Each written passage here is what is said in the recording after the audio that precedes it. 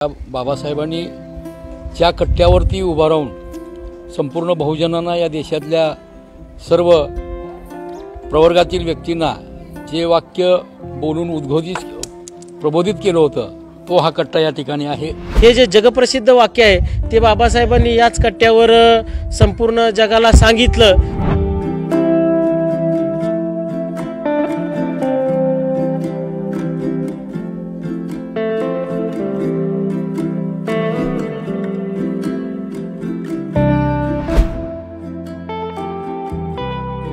31 डिसेंबर 1937 रोजी डॉक्टर बाबासाहेब आंबेडकर करकंब इथल्या या मातंग वस्तीत आले होते।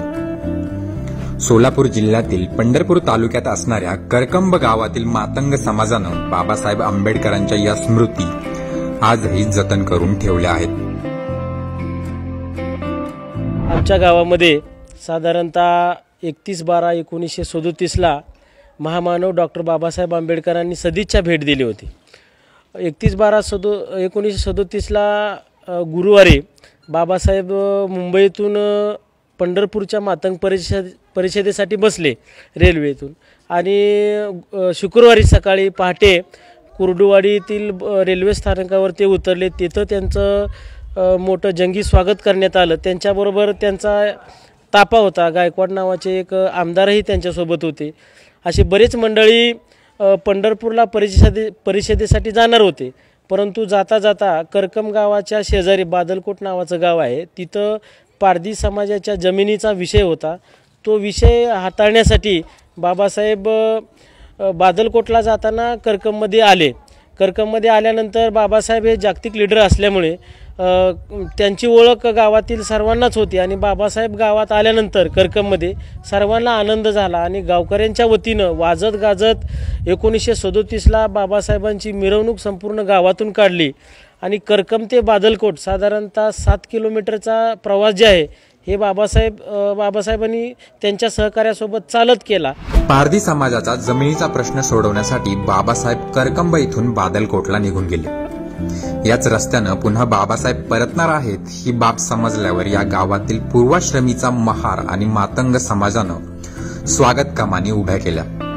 पारंपरिक वाद्य घेऊन लोक रस्त्यावर उभी राहिली। दोन्ही समाजांनी बाबासाहेबांना त्यांच्या वस्तीत येऊन भाषण करण्याची विनंती केली। बाबासाहेबांनी मात्र केवळ मातंग समाजाची विनंती मान्य करत त्या वस्तीत जाऊन भाषण केलं आणि बादलकोट मधील पारधी समाजासाठी त्यांना जमीन मिळवून बाबासाहेबांनी दिली। त्यानंतर तिथला कार्यक्रम उरकून बाबासाहेब परत करकंबला आले। करकंबला आल्यानंतर बौद्ध आणि मातंग दोन्ही समाजांनी बाबासाहेबांच्या स्वागतासाठी स्वतंत्र सभा मंडपाचे स्वतंत्र स्टेज त्या ठिकाणी उभा केले होते। मग बौद्ध समाजाने मागणी केली की बाबासाहेबांनी आम्हाला मार्गदर्शन करावं आणि मातंगांनी केली परंतु बाबासाहेब म्हणाले की गायकवाड ते जे आमदार होते त्यांच्यासोबत त्यांना बाबासाहेब म्हणाले की गायकवाड साहेब तुम्ही इथं मार्गदर्शन करा, मी पुढं करतो।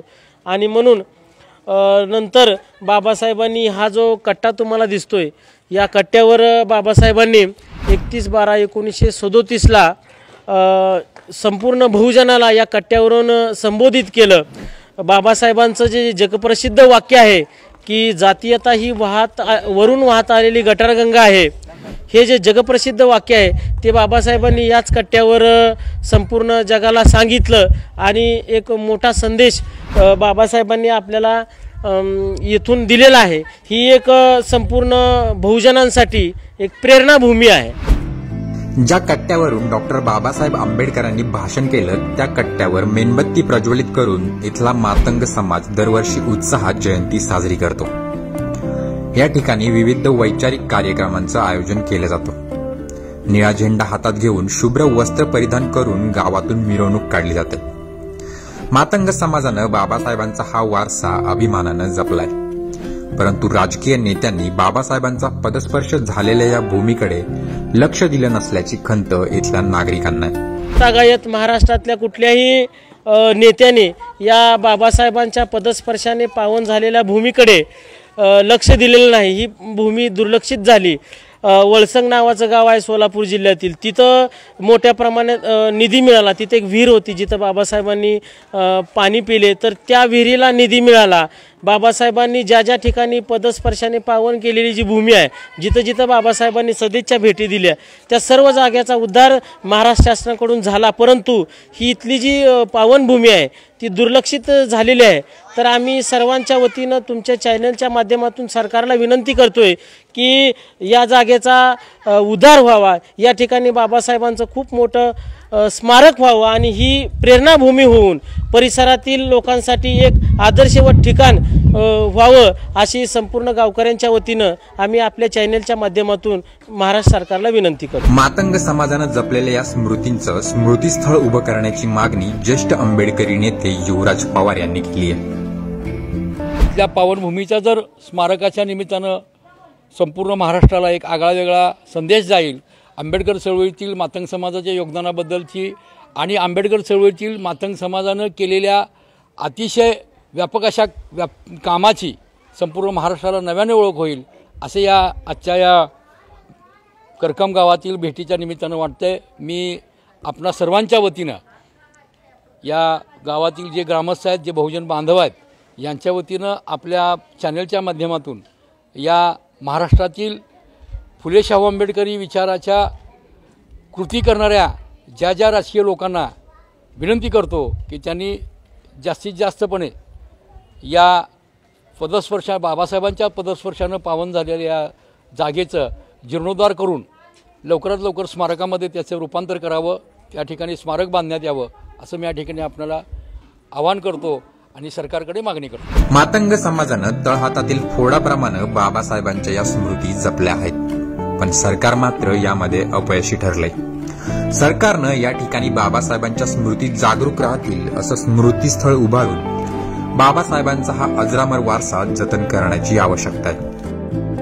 महामानव डॉक्टर बाबासाहेब आंबेडकर करकम येथील मातंग वस्तीत आले होते आणि येथील समाजाला त्यांनी संबोधित देखील केले होते. या ठिकाणी दरवर्षी 31 डिसेंबर रोजी मोठा कार्यक्रम होत असतो. येथील जे काय बांधव आहेत ते जल्लोष करत असतात आणि या ऐतिहासिक घटनेचं लोकांना दाखवून देत असतात.